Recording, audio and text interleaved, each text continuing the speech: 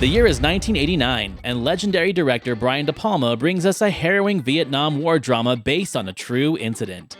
The film stars Michael J. Fox as Private Eriksson, a green soldier facing a moral conflict with his unit led by Sergeant Meserve, played menacingly by Sean Penn. When Meserve convinces the unit to kidnap and murder a Vietnamese girl, Eriksson is the lone voice of conscience struggling against peer pressure and military bureaucracy to bring justice. This film explores themes of power, guilt, and psychological warfare. De Palma's direction emphasizes brutality of both war and human behavior, challenging viewers to confront uncomfortable truths. Now, in my opinion, the biggest issue of this film is the audience buy-in to whether or not Michael J. Fox's performance is going against type in a good way or a bad way in a film like this. So were audiences ready for it? Let's discuss. This week on Back to the Balcony, we cover Casualties of War. Gene Siskel and Roger Ebert, two titans of cinematic review. Sometimes right, sometimes wrong, but always captivating. Your hosts Antonio of the Cult-Worthy Cinema Podcast and Justin Henson of the Movie Wire are here to take you back to the balcony.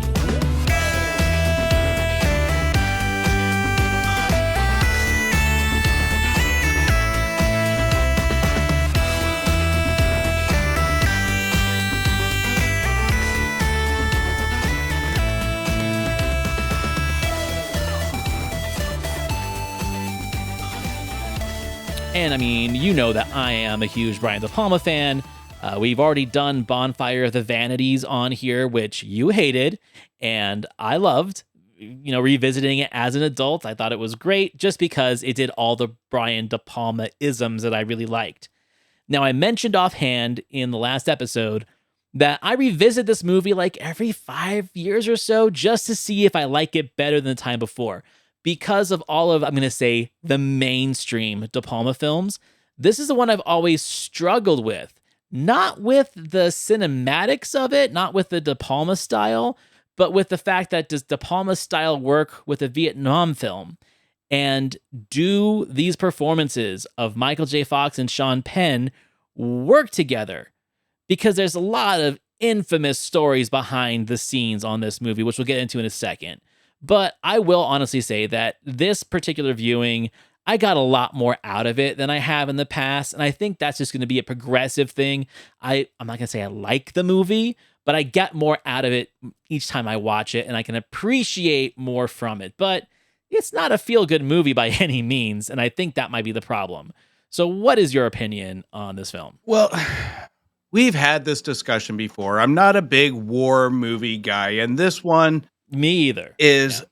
Brings the feelings of uncomfort, of things that need to be present and needs to be known and needs to be told. I get all that, but it's just a matter of if I want to see it time over time again, if I want to analyze it time over time again. And this one is a new level of uncomfort where we know the topics that went on behind the scenes of war.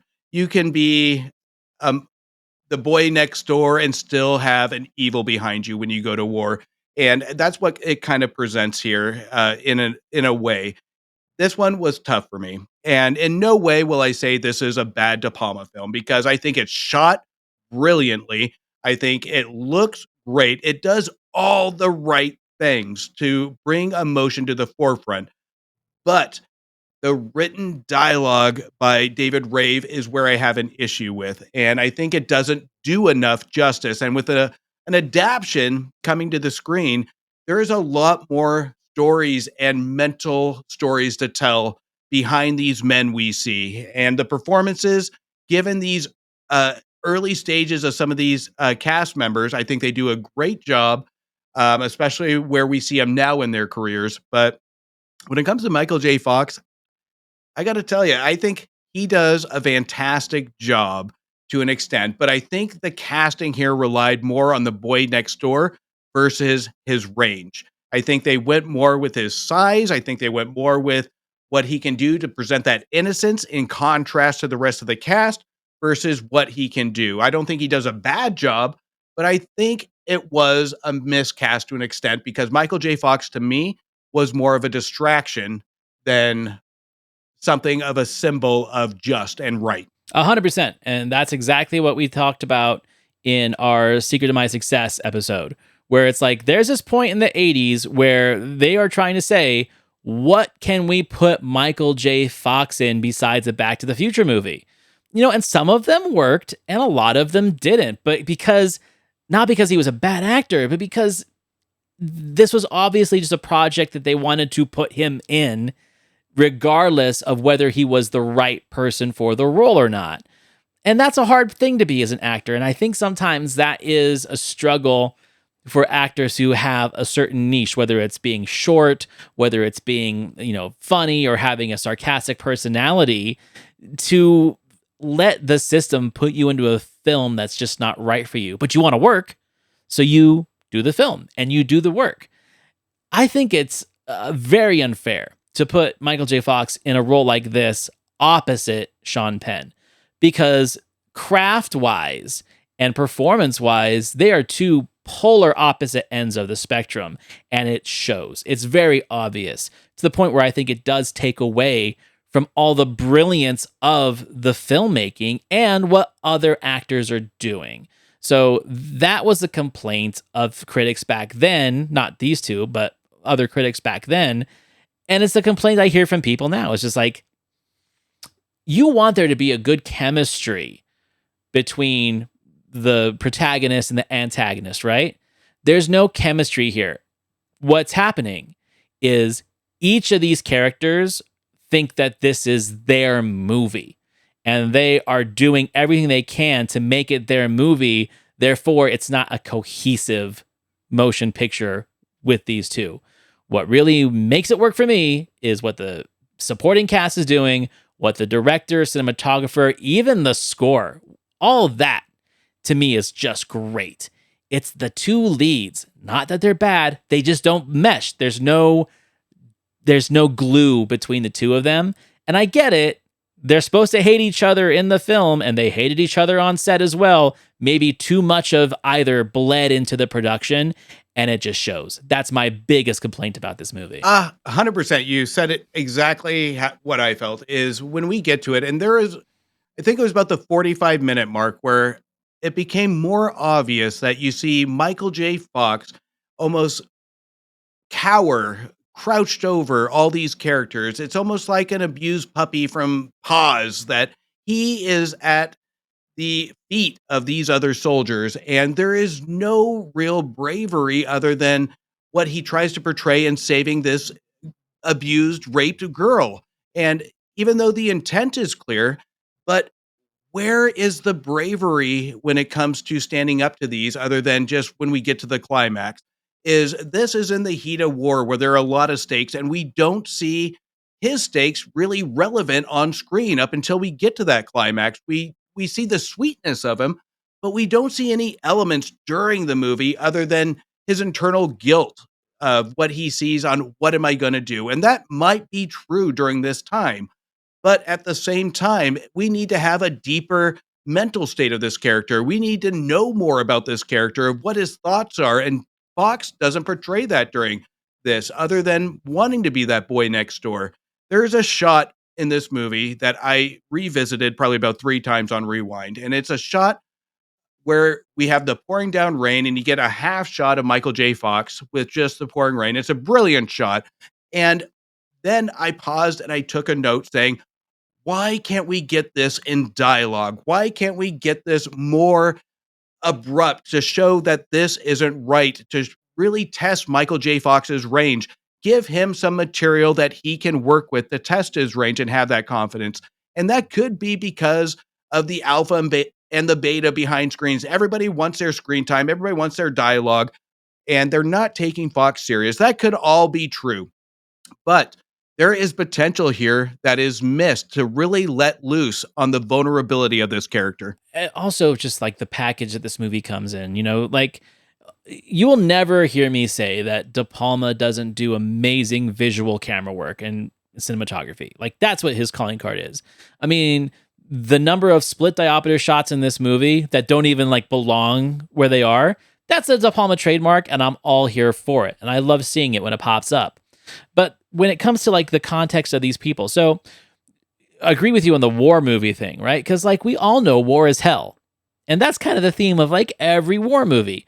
I do appreciate it when someone makes a little twist to either attempt to bring humor and levity to the war is hell theme. Life is Beautiful, Jojo Rabbit, things like that. Like, I appreciate the effort for that. I'm not always impressed by the final package, but at least it's not another standard war is hell movie. And this is the decade of Vietnam war is hell movies. We've already covered a couple of them, right? So, like, Platoon was one, which we kind of talked about in that one episode. Full Metal Jacket, Hamburger Hill. You started off the early 90s with Dead Presidents and Forrest Gump. Like, there's a lot of Vietnam War is hell elements to this decade. And this movie, I think, really emphasized that more than the others. I'm tired of seeing war movies where it's really just like a squad of 4 or 5 guys just walking and talking. You know, like, I don't need that exposition in those moments. It's one of the reasons why I think that Saving Private Ryan is highly overrated, because a good hour of that movie is just these guys walking through a field. It's like Lord of the Rings, but during World War II, essentially, and talking about bullshit that doesn't really have anything to do with the plot of the movie. It's just like, oh, this is what soldiers were like, and they had homes, and they had girlfriends, and they have stories. Seen it before. I don't need it in another package. And that's what so much of this film is as well, until it decides to take that really tragic turn, violent, uncomfortable, aggressive turn. And all of a sudden, that's what the movie is about. And I think that's the problem with the reception to it as well, is that when you make how horrific that center part of this movie, Act 2, is, it kind of erases all of the things that we liked about the first half and all the things that we should appreciate about the third act. The middle act takes over everything, and it's so aggressive and so rough that that's just what the movie becomes.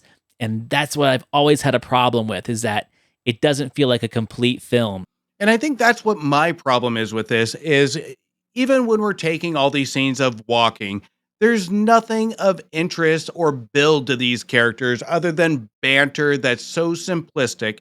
There has to be, there's nothing. It's simplistic banter, Riley asking for a beer here and there, and then there's an explosion, then there's the war scene, and then there's the rape scene that's horrific that the movie just zeroes in on. And we don't feel like, I don't want to say the word earned, but I want to say that it just doesn't build enough to justify it. And war shouldn't be justified, but at the same time, in a film, we should have the knowledge to find out where this mental state is, to show the significance of what these guys have been through, to tell the audience that this is where war has led. This is their mental state of pure brutality, pure loss of human touch.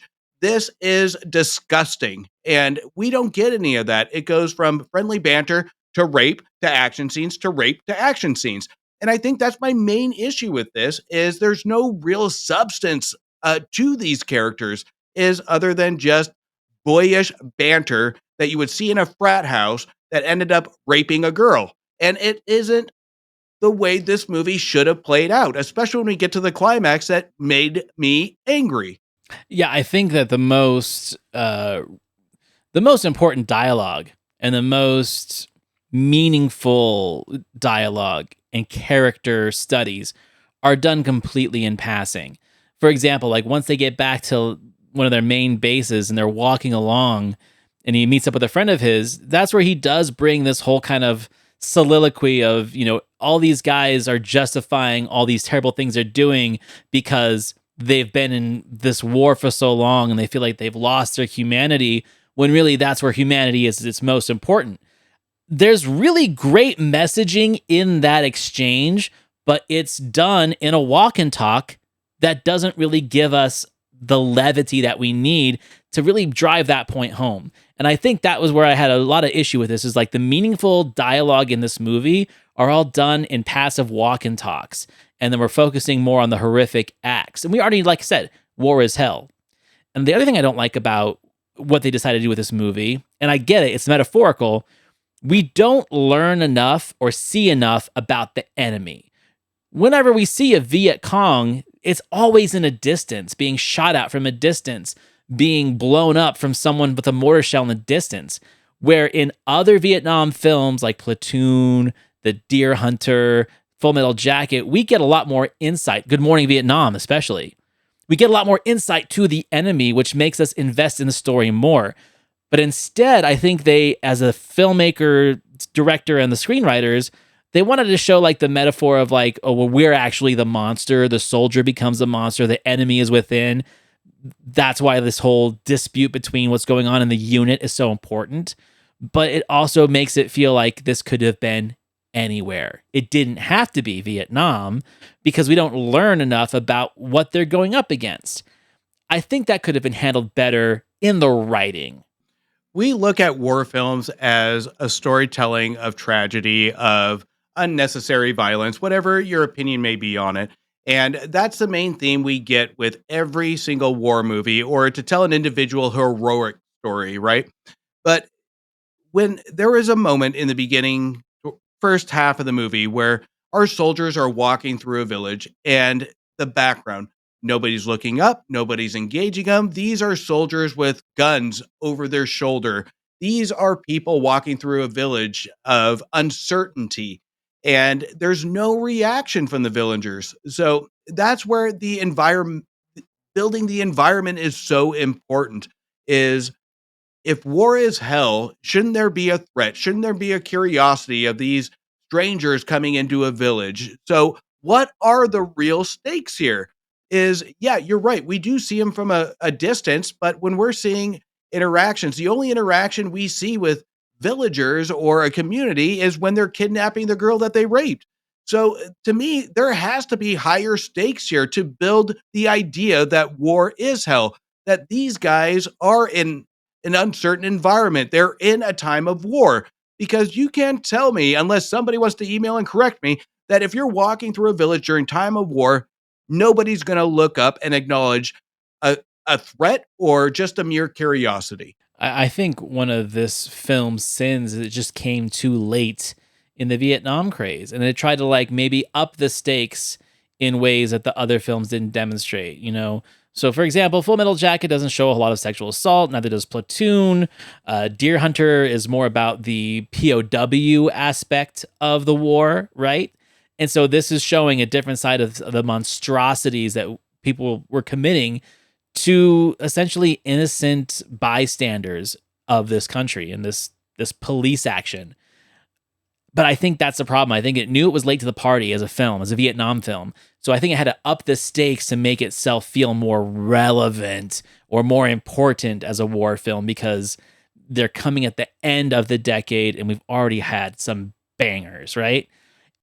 So my big question for you right now is, Sean Penn, what did you think about his performance in this?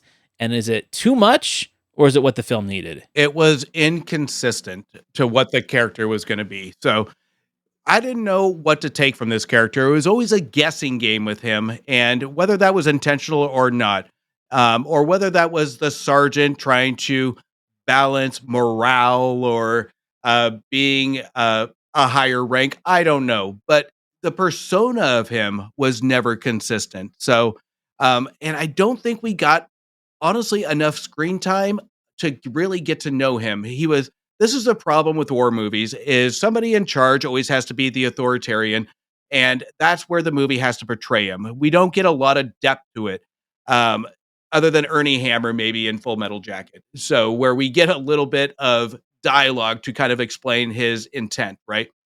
But Sean Penn never has that moment. He never has anything to really justify his command or his intent. And I think that's the main problem with his character, is that it's just so inconsistent with intent. Well, like, I don't think we see enough solo moments with him of his dissolve into aggression or madness, whatever it is.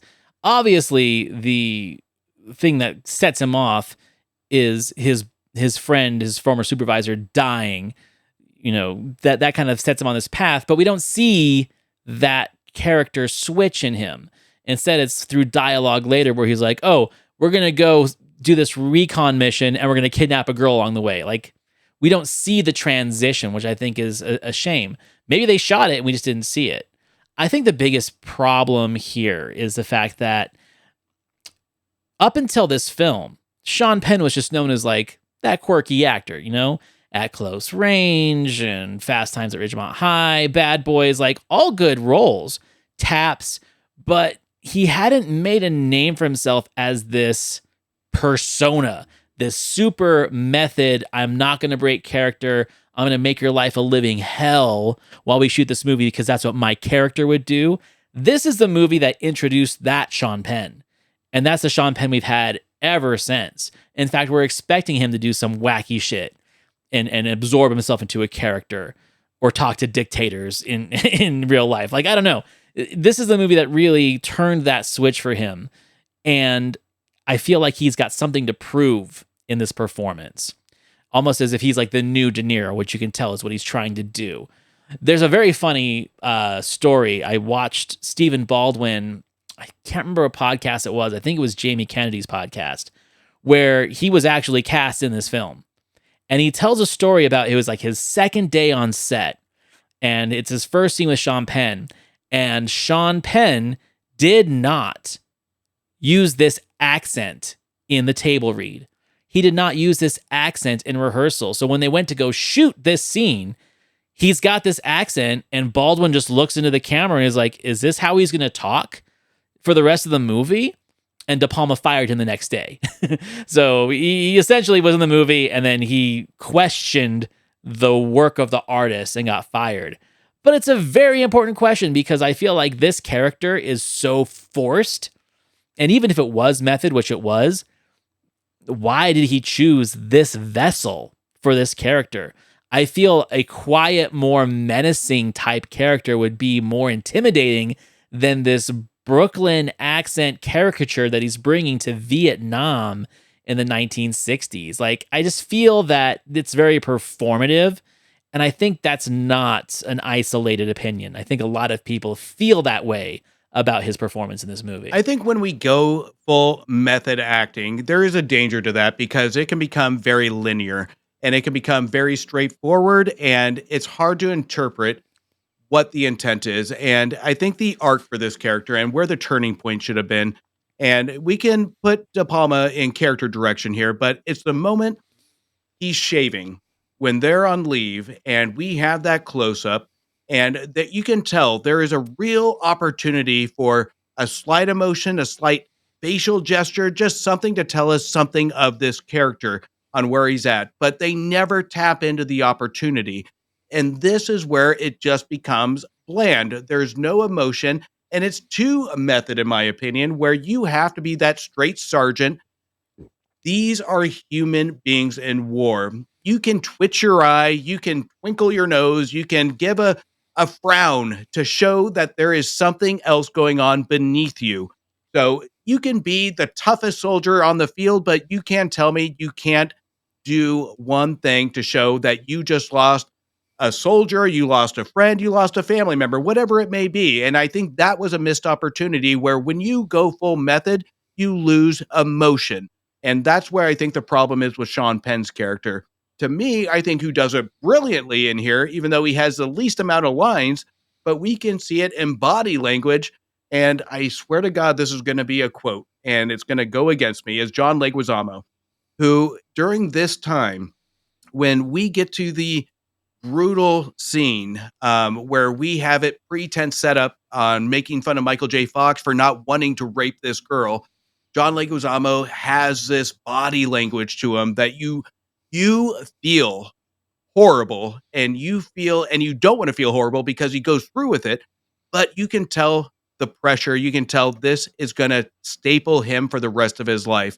And that even stayed with me until the climax when it comes to his reaction. So to me, I think when it comes to the range and just bodily motions and emotions, I think John Leguizamo gets my win in this movie for how he reacts to situations. And I love that De Palma used a lot of these guys in the future. Like Ving Rhames is very small role in this movie. We see him in Mission Impossible. Leguizamo gets to be Benny Blanco.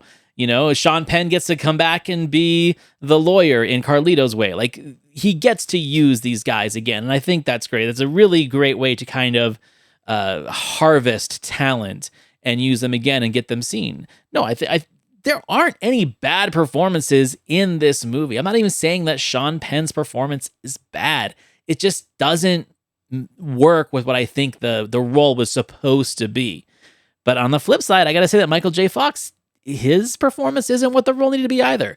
I almost think that it should have been more like a Matthew Modine, a Private Joker, because then you're seeing someone who looks like he actually is there in a war and is ready to be a part of the war and is not expecting this to be the biggest conflict of his time in Vietnam. And I don't think Michael J. Fox is the right guy to portray that. His best moments are the moments that he's sharing with the girl when he's trying to protect her, when he's trying to get her away, when he's trying to save her. His emotional responses in those moments are some of the best work he's done in film, period. But his performance just doesn't work with how big Penn is. And I don't think that's De Palma's fault. I don't think that is either of those actors' faults. It's just whoever put this together and thought it was going to work. And then maybe it is De Palma's fault that he didn't nurture the performances. But as we all know, he's a visualist, not as much a performance driver. Like Spielberg is a good combination of both. Maybe to a fault, because Spielberg will do line reads for actors saying, no, I want you to say it like this.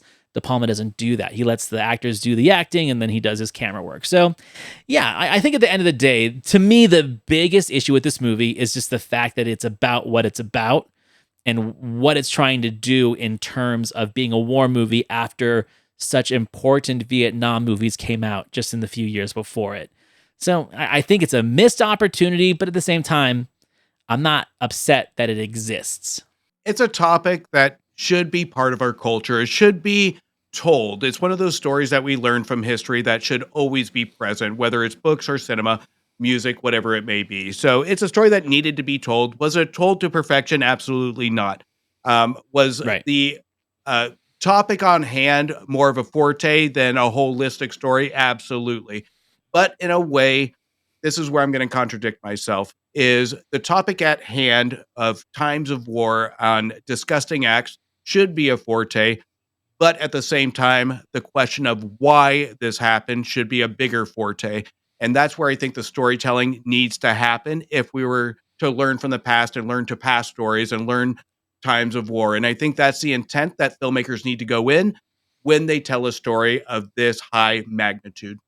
Agreed. Okay, so let's hear what our critics had to say about this. Our first movie is Casualties of War, and it's based on a true story of a tragedy that took place during the Vietnam War when a 5-man unit of American soldiers kidnapped a young Vietnamese woman from her village, took her along on a patrol with them, raped her, and then murdered her. 4 of the men took part in the crime. The 5th one refused to join them, and although he was powerless to stop them from doing what they did, it was his testimony that eventually sent the other 4 to military prison. The movie stars Michael J. Fox as a soldier who doesn't want to go along with the crime, and Sean Penn as the sergeant brutalized by combat who was the ringleader for the whole episode.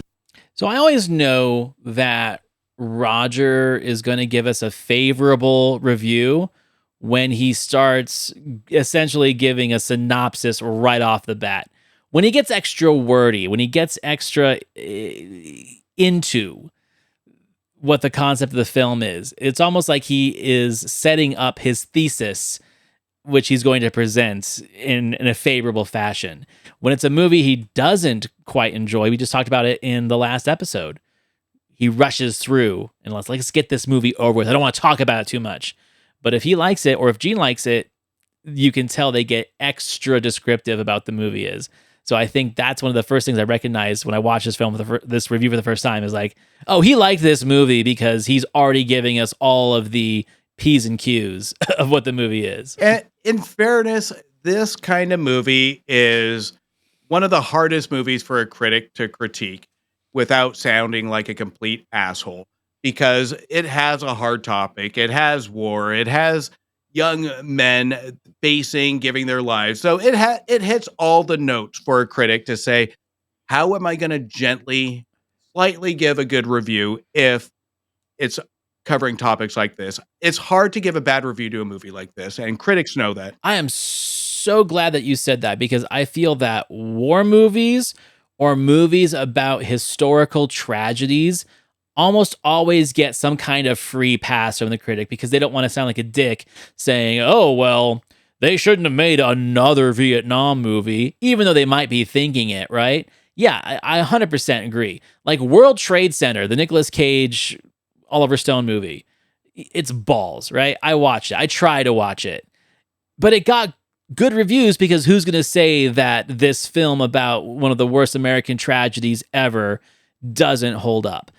No, you're being disingenuous because you don't want to come off as unpatriotic. And I feel that that sometimes is a thing I see, not just with these guys, with other critics as well, where they give an unfair advantage to a war movie or a movie about a historical or political tragedy. I agree with you so much on that statement. It's a safe bet for studios when it comes to critics. And when you get a 75 plus percent on Rotten Tomatoes, you get higher stakes in box office. So movies like this of history, when it comes to Vietnam, wars, Holocaust, whatever it may be, it's an Oscar safe bet and it's a box office safe bet. And I think this is one that we ignore the nitty gritty of it, of the casting, the dialogue to it, the missed opportunities, because stating missed opportunities in a war movie is a no-no word, because this movie is full of missed opportunities.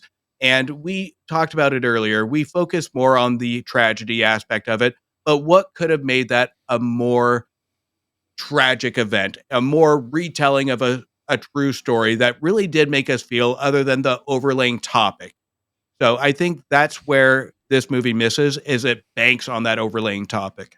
You know, it's interesting that you say that because I do feel that where this movie actually impresses me is that it does not attempt to be a military or armed forces propaganda film. And I do feel like a lot of war movies, Saving Private Ryan included, or, you know, even the films that Milius wrote, even though they were dark and depressing war movies, there's still that hint of American propaganda behind it, right? I'll give this film credit that there is not a single American armed forces propaganda moment of this movie. Essentially, it's the opposite.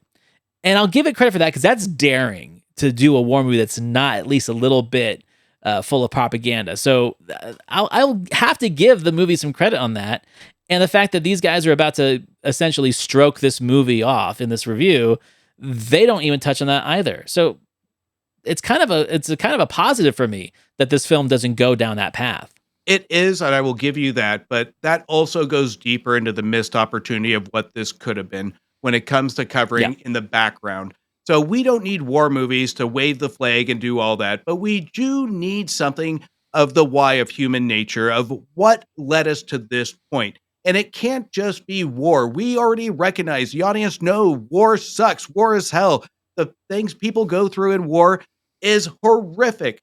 But specifically, if you're going to tell a story about a group of guys that do bad, horrible, horrific things, then you need to kind of give us the why, other than the lingering topic that just war is hell. We get that. But who are these guys? What led them to this other than that? Because it can't just be, I'm in war, I'm going to do bad things.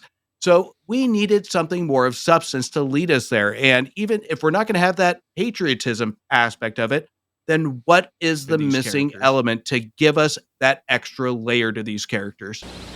Penn is so good there. I mean, throughout this entire movie, he is really so tough and so angry that it helps to convince you as to why he could force these other guys to do basically what was his idea to begin with. The bitter lesson of Casualties of War is that it's not always enough to have morality on your side. You also have to have the power to back up your beliefs.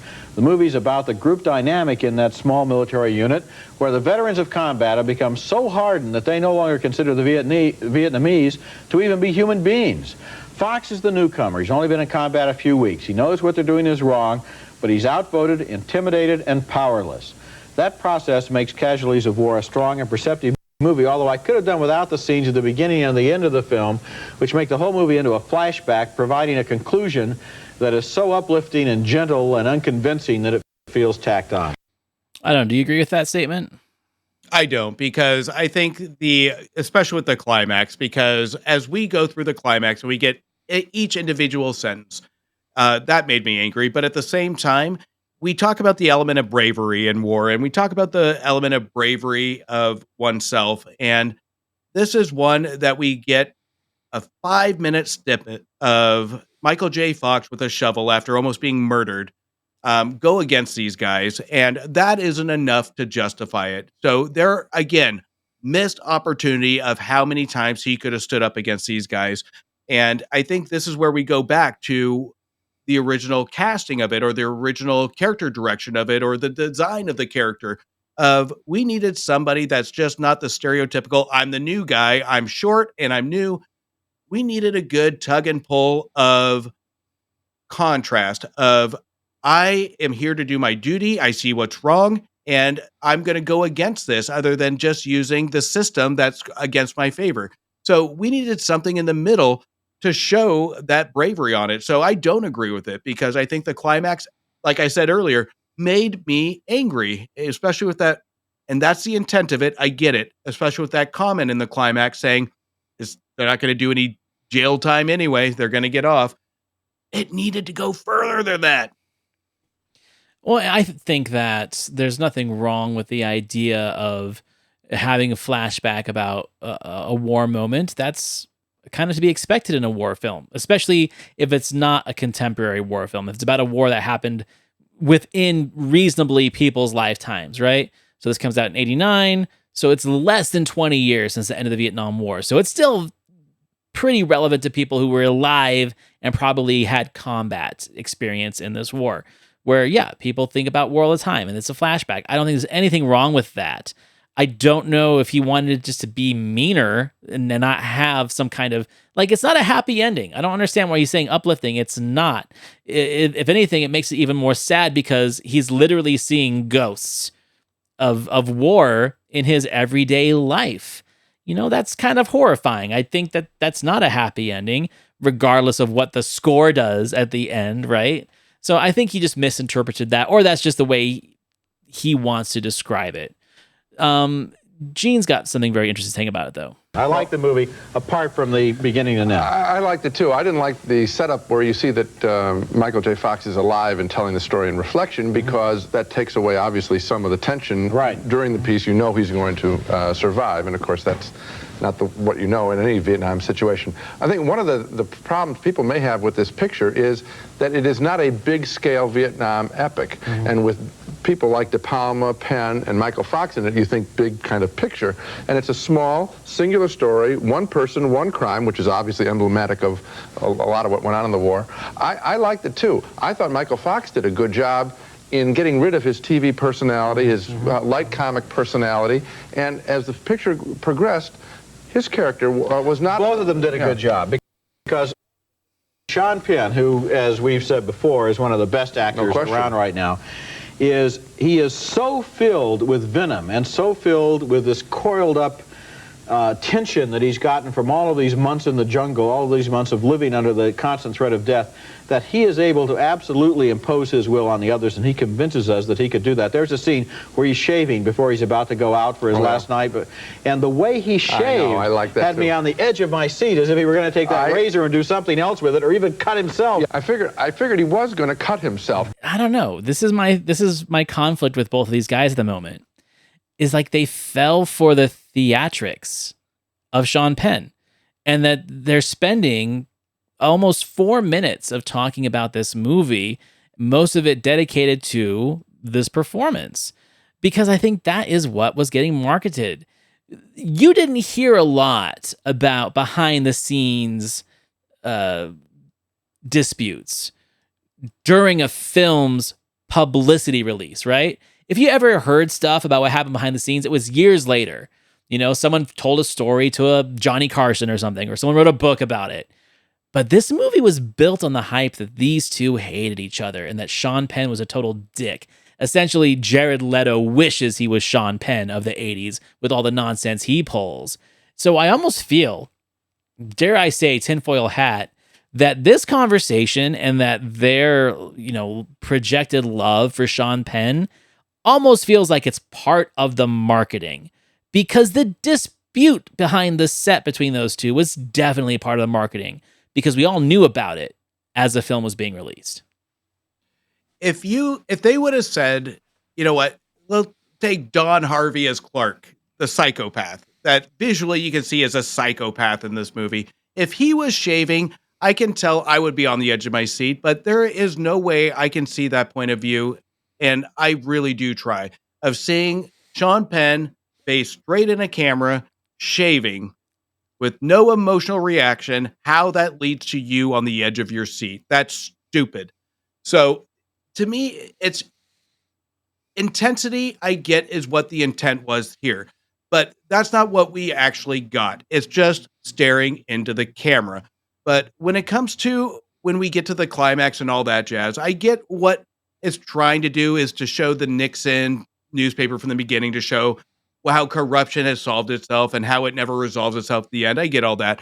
But that's something that should be recognized on the thesis of what the filmmakers are trying to do, is how are we going to tie those flashbacks in from the beginning to the end and bring it together? And it really never does that. This movie has ideas, but it never pulls it together because the subject matter is bogging it down on what it wants to do. There is a message to be told here, and this is where it's easy to be blinded by critics and audience members on an emotional element. We see horrible things happening on screen. As humans, we see and we sympathize with what's going on, but that is so easily manipulated on storytelling that we miss the point A to point Z aspect of it, of how it ties the first 5 minutes to the last 5 minutes together. And that's where it misses the boat. And when it comes to critiquing, these two hated the first half. They didn't like, or they hated the beginning. They hated the end. They should be hating the middle because it doesn't tie those two together. Yeah, no, I agree. It's just a really interesting thing for them to be really just waxing poetic about this movie for so long. It was a 4.5, almost 5 minute review. And that's what they kicked off the episode with. They never went that long on movies, especially this late into their show. You know, earlier in their episodes, like the 1970s, they would spend a little bit more time talking about a movie. But like once the 80s hit and they were like now the Siskel and Ebert show, they were very concise and very efficient with their time. And they spend so much time talking about this movie. It just seems weird to me that this is the one they decided to go so deep on. But they continue. There's more. Let's talk about a moral point of the film, which is said very directly into the camera, basically, by Michael Fox, where he says that because a soldier can die any moment, that is not a reason for him to be less human, but rather to be more human, more moral. Yes. I don't know that that applies in the battlefield conditions, but I know it applies in life. Well, the amazing thing about this movie is how it really asks each one of us to ask the question, how would you behave in a situation like that? Would I have been any braver than the Fox character? No. No, I wouldn't. I think I would have been totally intimidated by Penn and these other three people. I did testify at a court-martial, though I will tell you this. I did testify. I must give myself a little credit. I actually, at jeopardy of being sent into... Well, the one thing I would have preferred about this movie is to just tell the story and leave off the prologue and the epilogue. I want to repeat, it is a small-scale, narrow story, one person, not a big extravaganza like Apocalypse Now. I think one of the things that Gene's putting forward is that he is warning people that it's not a big war movie. And it really isn't. You know, it could essentially be a play, right? It's just guys walking and talking and then things happening all in one set. I don't know if that was a attempt to be more financially efficient, if they were trying to not be as exuberant as Coppola was with Apocalypse Now, where he was essentially blowing up, miles and miles of jungle. There are some moments of action and jungle footage and things like that, but yeah, it doesn't really feel like a Vietnam movie if we are holding those films to the standard of what Platoon and Apocalypse Now and Full Metal Jacket were. The attempt to be different, I think, is very evident when it comes to how aggressive the film is, how non-combat of a movie it actually is, and looking at the character studies and the whole morality issue of it. Maybe this movie's just trying to be too many things, and that might be what's rubbing me the wrong way about this movie all these decades later. You could be right. And I do appreciate about this film is that it does do something different. It does dial it back to focus on characters. But the problem is we don't focus on characters. We focus on actions. And that's what holds this movie back from really separating itself from being something special, being something excellent, and being something that really is memorable. Because when we look at great war movies of substance, this one doesn't come at top of mind because we really don't learn anything from this characters other than the actions are bad. So this is where we need to learn more. And I think this is where, when we have the original novel by Daniel Lang, I think this is where read the book first, because this is where you would actually get, if I were to assume, more inner thoughts, more stories, more in depth of these characters if this is a true story that's being told. So this is where an adaptation is extremely important on capturing the motives of characters and the inner thoughts of characters. And this doesn't do a great job on portraying that, other than body language that we have to bank on, especially with John Leguizamo and Fox. No, agreed, 100%. So I think at the end of the day, I feel the same way about this movie that I did in the last viewing. It's just a hard movie for me to watch and to enjoy, but I will appreciate more of it with each viewing because there is more to appreciate once you start letting those aggressive things go, right? The things that you know you don't like about it, if you let those go, it gives you the opportunity to appreciate a little bit more of the film, like the filmmaking and the split diopter shots and just the amazing camera work. And like I said, the score, it's very stereotypical of the 80s, a lot of pan flute, but at the same time, I don't hate it. Now, as for Gene's review of this, it's a hard one for me because I don't enjoy the picture as much as he did, but I can't not appreciate when he is complimentary of any movie because it feels like such a rarity. And the fact that this was an almost 5-minute conversation that had weight behind it, it wasn't just talking points that could be snipped out and put in a commercial. They really have true discourse about it. Now, whether or not I agree with the discourse is a whole completely different subject. The fact that they are giving it the time and their points are actually quite convincible for someone who wasn't already spoiled by the movie like I was, I'm going to have to give them a B. I think it's a noble effort. I think it's fair. And honestly, it's hard to critique the critics on critiquing a war movie. Yeah, because it's like they nail some good points on the feeling of it, but morally, it's hard to justify Roger's critique because he is a fanboy of the cast. He is a fanboy of the movie, of the story, but I just don't see it. So I'm going to have to go. This is one of those reviews that I'm going to have to go off my gut, that it didn't wow me. It made me more angry and more squinty eyed to question what he is seeing that I'm not. Right. So I'm going to play it safe and just give him 2 stars on it because a lot of the things he saw, I just couldn't, even though it's up for interpretation, but there is a level of being skeptical of his review. So I'm just going to play it safe at 2 stars. Okay. Yeah, I'll take that 100%. Okay. Well, I mean, it's good to know that I am not alone in my opinion of Casualties of War. Well-made film. It's just not a film that I am ever eager to watch or experience. And now that I've analyzed it probably more so than I've ever done before for this show, I can recognize the good things, but I'm still confident in my opinion of what doesn't work, and that is those performances and what the true intent of the movie is. I'm just not sold in. So anyway, next week, it's Justin's turn to pick the film. He is bringing a film from 1990. He's bringing a film from 1993, which I've only seen once, and I got some special trivia about it, but I'll save that for the episode. It's A Home of Our Own, starring Kathy Bates and Edward Furlong. I'm going to for sure ask you this next episode, but why on this one? It is one of those movies that escaped my memory, and it really shouldn't have. It's one of those that it's one of the reviews from Siskel and Ebert I never saw, and I'm a huge Kathy Bates fan, and this one, I think, a lot of her movies need to be resurfaced and reviewed because she's made some fantastic stuff, and this is one of her more unknown ones. So I think this one deserves to be resurfaced and talked about a little bit, especially with Siskel and Ebert's review.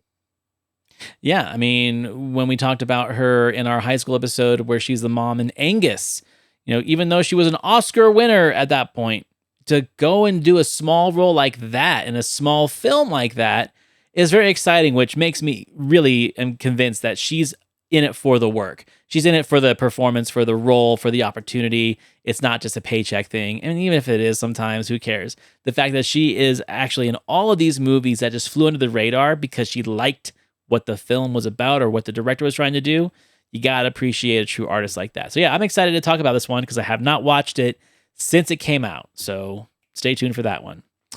And as always, thank you for watching, listening. Please get onto Spotify and Apple Podcasts. Give us 5 stars. Leave us a nice review. Subscribe to our channel on YouTube. Watch our beautiful faces talk about movies and Siskel and Ebert reviews. And give us a review on that one. We love reviews. And also, if there's a movie that Siskel and Ebert covered on their show, and if there's a video for it, suggest one for us. We'd love to have your suggestions. We like doing listener viewer requests. And it's about that time of year where we should start doing some more of those because we've filled up our list with all the movies we want to talk about. Let's break that cycle and get some listener requests back in. So you can do that either on our social medias or on the YouTube channel itself. You can find me, Antonio, over at the Cult Worthy Cinema Podcast. The website is thecultworthy.com. You can find my friend Justin of The Movie Wire at themoviewire.com. All right, everyone. We'll see you next week. See you next week.